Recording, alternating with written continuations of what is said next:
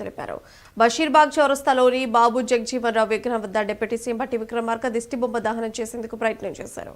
దీంతో పోలీసులు ఏబీవీపీ విద్యార్థులను అడ్డుకున్నారు. దీంతో ఉద్రిక్తత పరిస్థితి నెలకొంది. అటు కాలేజీ నుంచి విద్యార్థులను బయటకు రాకుండా అడ్డుకున్నారు. ప్రభుత్వం ఇప్పటికైనా పెండింగ్ లో ఉన్న ఫీజు రియంబర్స్మెంట్ ను విడుదల చేయాలని డిమాండ్ చేశారు. లేదంటే రానున్న రోజుల్లో ఆందోళనలు మరింత ఉధృతం చేస్తామని హెచ్చరించారు.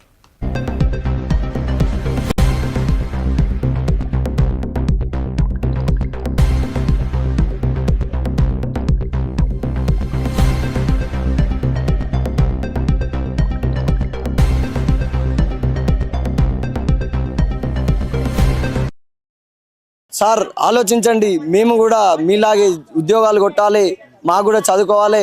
ఈరోజు ఫీజు రియంబర్మెంట్లు స్కాలర్షిప్లు రాక నిజాం కాలేజ్ విద్యార్థులు స్విగ్గీ బాయ్లుగా జొమాటో బాయ్లుగా కూలీ వర్కర్ల పని చేసుకొని ఫీజు కట్టాల్సిన అవసరం వచ్చింది.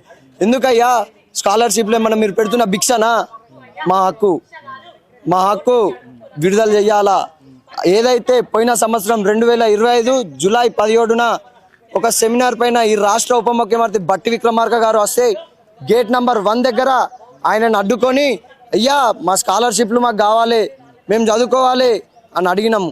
ఆ రోజు ఆ నిరసన సెగ కలిగింది.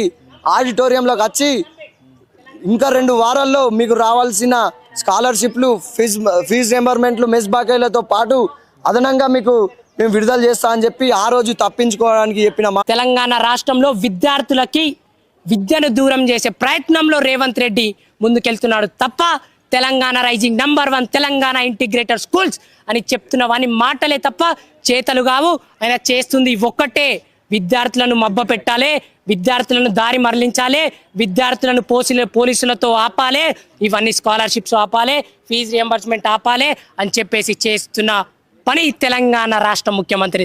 మనం చూసుకుంటా ఉన్నాం. తెలంగాణ రాష్ట్ర ముఖ్యమంత్రి విద్యాశాఖ మంత్రి నేనే ఉంటా, విద్యాశాఖ మంత్రిని పక్కకి ఇస్తే తప్పుతోవల పడతారు అని చెప్తున్న రేవంత్ రెడ్డి భట్టి విక్రమార్కకి విద్యాశాఖ మంత్రిగా ఇన్ఛార్జ్ ఇచ్చి ఈ తెలంగాణ రాష్ట్ర ముఖ్యమంత్రి రేవంత్ రెడ్డి భట్టి విక్రమార్క ఆడుతున్న గేమ్ మాత్రమే ఇదని ఈ సందర్భంగా తెలియజేస్తున్నారు.